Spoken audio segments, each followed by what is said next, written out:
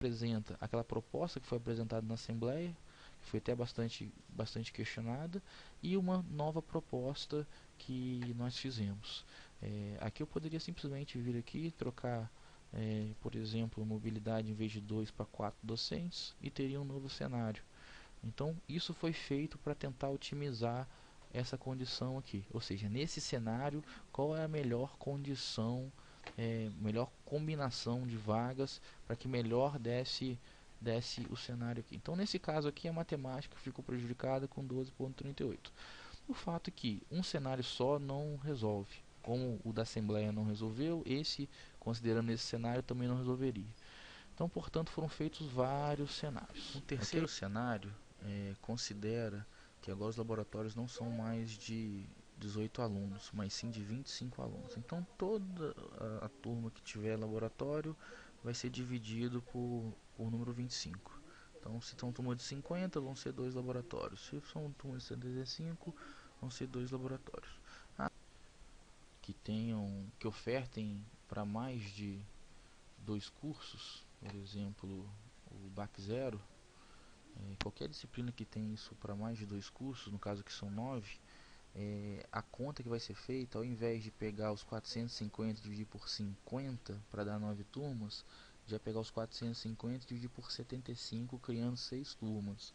Então esse novo cenário que está nesse arquivo aqui considera isso. Ele varre novamente todas as disciplinas e aquelas que tiverem uma ou até 2 alocações por curso, um exemplo, essa disciplina aqui que são para 2 cursos, aqui é dividido por 50.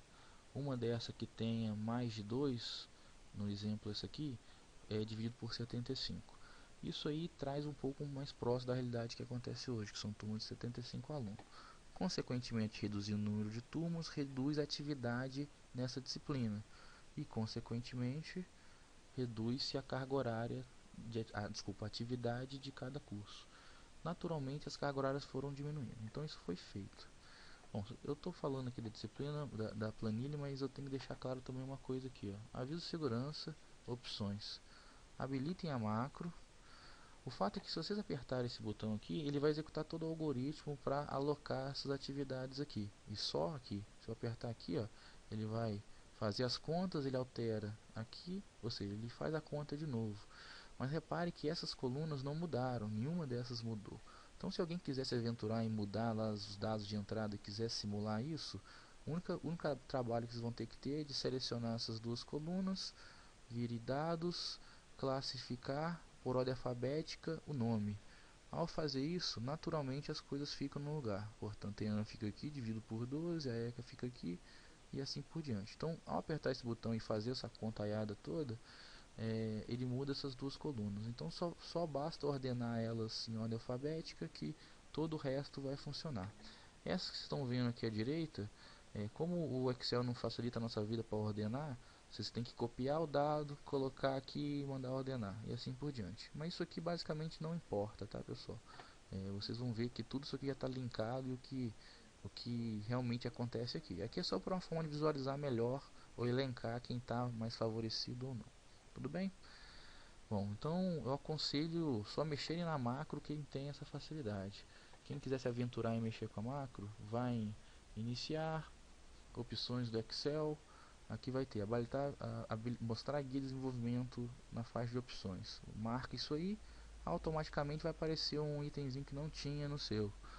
Nesse item aí, vocês podem ir em macro, e aí vai ter uma lista de macros que foram criadas para fazer todo esse trabalho. Nesse caso aqui, essa ponderar docentes, a macro, o programinha que executa essa conta de verificar e executar. Eu vou abrir aqui, não é interesse disso, mas quem quiser se aventurar, ao abrir isso vai ter o programinha que faz isso. Eu comentei dentro do possível o que foi feito, e quem quiser se aventurar aí para entender ou tentar otimizar essas macros ou fazer outras contas que não foram apresentadas aqui, fiquem à vontade, mas eu não vou entrar nesse mérito não, tá ok? O segundo cenário considerado foi o mesmo esquema desse último que eu falei, só que ao invés de usar 25 alunos, utiliza-se 18 alunos. Então são os 3 cenários realizados com 2012. A gente sabe que 2013, 2015 é a nova estrutura que foi aprovada, que vai ter um tempo de transição aí de pelo menos uns 3 anos. Então também foi feita o mesmo raciocínio.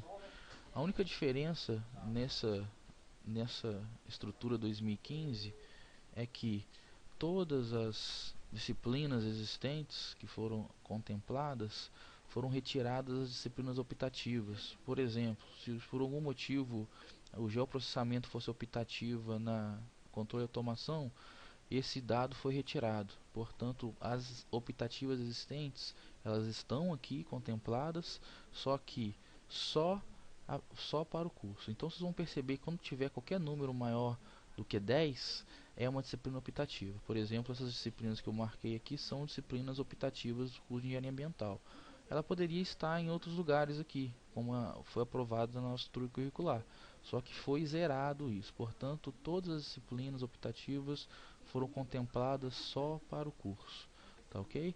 Então, mais uma vez, o mesmo estudo, com o mesmo conceito, foi feito para a estrutura de 2015 e os cenários foram os mesmos. A única diferença é a questão da optativa. Ok? Ao fazer esses 3 cenários, senhores, nós temos uma planilha resumo. Nessa planilha resumo, nós temos todos esses cenários. O primeiro, o segundo e o terceiro, como está escrito aqui embaixo. A condição de partida, ou seja, a carga horária de partida, e essa carga horária nada mais é do que o resultado daquela de considerando o edital executado, as redistribuições e as travadas executadas. Então isso aqui é o nosso ponto de partida para alocar 9 vagas e ter o resultado para cada cenário desse. Então isso aqui é um cenário, segundo cenário novo, terceiro cenário novo e assim por diante.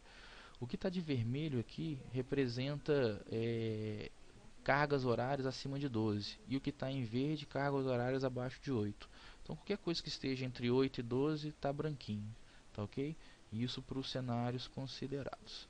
Bom, ao fazer essa otimização para cada cenário desse, nós resumimos essas locações nessa tabela aqui. Então nós temos aqui as 6 possibilidades propostas.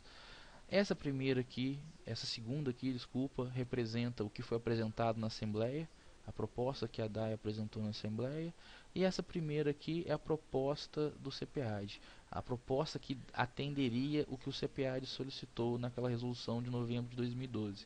Para vocês terem ideia, ao executar os travados e o edital de agora, a produção teria uma vaga a mais do que foi previsto pelo CPAD. Então, para resultar no que o CPAD propôs, ele tem que partir aqui de -1.